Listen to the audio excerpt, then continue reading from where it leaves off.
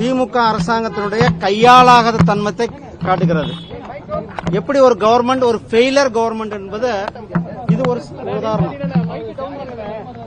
ஒரு பானை சோத்துக்கு ஒரு சாதம் பதம் என்பதுதான் இதனுடைய பழமொழி சொல்லுவாங்க. திமுக அரசாங்கத்தினுடைய தோல்வி பல லட்சம் இளைஞர்களுடைய வாழ்க்கையில விளையாடி இருக்கிறாங்க.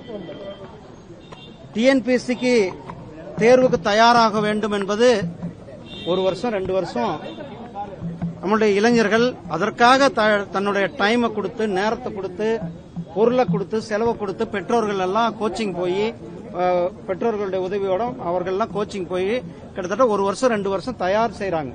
ஒரு பரீட்சைக்கு தயார் செய்து பரீட்சை காலுக்கு வர்ற நேரத்தில் தேர்வை நிறுத்தி இருப்பது என்பது திமுக அரசாங்கம் முழுவதுமாக அரசு இயங்கவில்லை என்பதுதான் இதை காட்டுகிறது.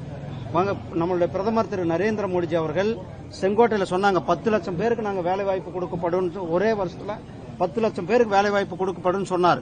அதே மாதிரி ஒரே வருஷத்துல மாசம் மாசம் வேலை வாய்ப்பு முகாம்களை வச்சு 10 லட்சம் இளைஞர்களுக்கு ஒரே வருஷத்துல வேலை கொடுத்தது நம்முடைய பிரதமர் அவர்கள் 11 ஆண்டுகளாக எவ்வளவு ஒரு சிறப்பான ஆட்சியை நடத்தி கொண்டிருக்கிறார். ஆனா இங்க ஒரு டிஎன்பிஎஸ்சி தேர்வை கூட நடத்த முடியாத ஒரு அரசாங்கம் இருக்குதுன்னா நாம் எல்லாம் வெட்கி தலைகுனிய வேண்டிய சூழ்நிலையில் தான் நாம் இருக்கிறோம். இது இளைஞர்கள் பார்த்து கொண்டிருக்கிறார்கள். இளைஞர்களுடைய வாழ்க்கையில திராவிட முன்னேற்ற கழக அரசாங்கம் விளையாடி கொண்டிருக்கிறது. இளைஞர்களுடைய முன்னேற்றம் தான் இந்த தேசத்தினுடைய முன்னேற்றம்.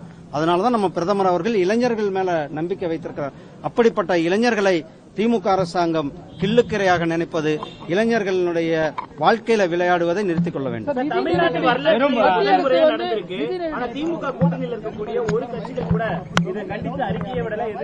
அவங்களுக்கு கவலையே இல்லையே, அவங்களுக்கு எல்லாம் ஓட்டு வங்கி தான் எல்லாமே. இதே வேற ஒரு சின்ன விஷயமாக இருந்தா ஆளுக்கு இன்னைக்கு காலையில ஒருத்தர் பேசுவாரு, 10 மணிக்கு ஒரு பேசுவாரு, 8 மணிக்கு ஒரு பேசுவாரு, 1 மணிக்கு ஒருத்தர் பேசுவாரு. அன்னைக்கு நாள் முழுக்க இதுதான். இதை பத்தி விவாதங்களும் கூட அவங்க டிவிகள்ல எல்லாமே அன்றைக்கு விவாதங்கள் கூட நடத்துவாங்க. ஆனா பல லட்சம் இளைஞர்கள் பாதிக்கப்பட்டிருக்காங்க இந்த திமுக அரசாங்கத்தினுடைய கையாளாகத்தனத்தால, இந்த அரசாங்கத்தினுடைய தோல்வியினால. அதை பத்தி எந்த கூட்டணி கட்சிக்காரங்களும் கவலைப்படதில்லை. அவங்களுக்கு எல்லாம் கூட்டணியில இருக்கிறோமா இல்லையான்றது பெரிய கேள்விக்குறியாக இருக்கும் போல தெரியுது. ஏன்னா கூட்டணியில நாம எங்களுடைய கூட்டணி ஒரு இன்டாக்ட் கூட்டணி, ஒரு வளமிக்க கூட்டணியாக இருந்திருக்கிறது. நீங்க தெரியும், மதுராந்தகத்தில் எங்கள் கூட்டணியானது அறிவிக்கப்பட்ட கூட்டணியாக. ஆனா அவங்க கூட்டணியில இன்னும் யார் இருக்கிறாங்க, யார் போறாங்கன்னு தெரியல. அவங்களுக்கே ஒரு பயமா இருக்கிறது போல. அதனால திமுகவுக்கு யாரும் சப்போர்ட் கொடுக்கறதுக்கு தயாராக இல்ல போல தெரிகிறது. தேமுதிகவுக்கு அழைப்பு விடுக்கப்படுமான என்டிஏ கூட்டணியில தேமுதிகவுக்கு எல்லாமே பேசிட்டு இருக்காங்கன்னா மேல பேசிட்டு இருக்காங்க. நேரம் வரும்போது மேல சொல்லுவாங்க. தமிழக அரசுக்கு நிதி நெருக்கடியை ஏற்படுத்துவதாக தமிழக முதலமைச்சர் நேற்று பேசியிருக்காங்க. மத்திய அரசுல அவங்க நம்மளுடைய மரியாதைக்குரிய நிதியமைச்சர் அவர்கள் ஒவ்வொரு முறை சொல்லியிருக்காங்க, எதுலப்பா உங்களுக்கு நிதி கொடுக்கலாம் அந்த இதை சொல்லுங்கன்னு சொல்லியிருக்காங்க.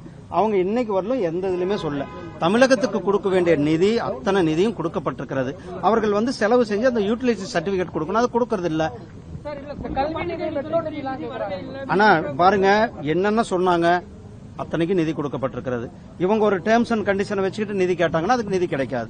என்ன டேர்ம்ஸ் அண்ட் கண்டிஷன் மத்திய அரசாங்கத்துடைய டேர்ம்ஸ் அண்ட் கண்டிஷன் இருக்கும், அந்த டேர்ம்ஸ் அண்ட் கண்டிஷனை ஃபில்ஃபில் போது இவங்க மட்டும் இல்ல அனைத்து மாநிலங்களுக்கும் நிதி கொடுக்கிறது. தமிழ்நாடு புறக்கணிச்சிருப்பதாக 12ஆம் தேதி பொது வேலை நிறுத்தத்துக்கு அழைப்பு விடுத்திருக்காங்க எதிர்க்கட்சிகள். நேற்று இளைஞர்கள் அவ்வளவு இளைஞர்கள் நடுத்தரவில் நின்னாங்க. டிஎன்பிஎஸ்சி எக்ஸாம் எழுத முடியாம கிட்டத்தட்ட 2 வருஷம் அவங்க தன்னை 2 வருஷம் 3 வருஷம் தன்னை தயார்படுத்திக் கொண்டு தன்னுடைய அத்தனை வேலைகளையும் விட்டுட்டு தேர்வு, அதாவது அரசாங்க பதவி வேலைகளுக்கு போக வேண்டும், இந்த நாட்டுக்கு சேவை செய்ய வேண்டும் என்று இளைஞர்கள் தயார் செய்து நேற்று தேர்வுகளுக்கு போன பிறகு தேர்வை ரத்து செய்திருக்கிறார்கள். அதை பத்தி இவர்கள் அந்த மாதிரி அதை தேர்வை வையுங்கன்ட்டு சொல்லியிருந்தா கூட வரவேற்கக்கூடாது. பட்டியலின மக்களுக்கு கொடுத்த நிதியவே செலவிடாம 6 கோடி அப்புறம் மத்திய அரசு இது 6 கோடி இல்லைன்னா இன்னும் கணக்கெடுத்தா நிறைய கோடிகள் வரும். நீங்க ஒரு இதுல சொல்லியிருக்கீங்க, திமுக அரசாங்கம் பட்டியலின மக்களை ஓட்டு வங்கிக்காக மட்டும்தான் பயன்படுத்திக் கொண்டிருக்கிறார்கள். திமுக அரசாங்கம் பட்டியலின மக்களுடைய வளர்ச்சி மேலேயோ அவர்களுடைய மேம்பாட்டு மேலேயோ எந்தவித அக்கறையும் கிடையாது. பட்டியலின மக்களுக்கு அது என்ன ஹாஸ்டலுக்கு பேரு தான் மாத்திருக்கிறாங்க. ஆனா அந்த ஹாஸ்டலுக்கு மாணவர்களுக்கு உணவு இல்ல, மாணவர்களுக்கு குடி தண்ணீர் இல்ல. நான் எஸ்சி கமிஷன் வைஸ் சேர்மனா இருக்கும்போது தமிழ்நாட்டில் அத்தனை ஹாஸ்டலையும் நான் விசிட் பண்ணி அரசாங்கத்தை சொன்ன பிறகும் கூட அந்த அவர்கள் எஸ்சி கமிஷன் அறிக்கை அந்த ரிப்போர்ட்டை கூட அவர்கள் நிறைவேற்றுவதற்கு தயாராக இல்லை. பட்டியலின மக்களை தனி சுடுகாடுகள் இருந்து கொண்டு இருக்கிறது. பட்டியலின மக்களுக்கு தனித்தனியா தண்ணி பிடிச்சு குடிக்கிற சூழ்நிலை தான் இன்னைக்கு இருந்து கொண்டு இருக்கிறது. அதனால அவர்களுக்கெல்லாம் பட்டியலின மக்கள் மேல எந்தவித அக்கறையும் இல்ல. பட்டியலின மக்களை ஓட்டு வங்கியா அவங்க ஓட்டு வங்கியாவே இருக்கணும். அதனால அவங்களுக்கான நிதி மத்திய அரசாங்கம் பிரதமர் கொடுக்கிற நிதியை கூட செலவு பண்ணாம திருப்பி அனுப்பி கொண்டு இருக்கிறது கண்டனத்துக்குரியது. நன்றி அண்ணா.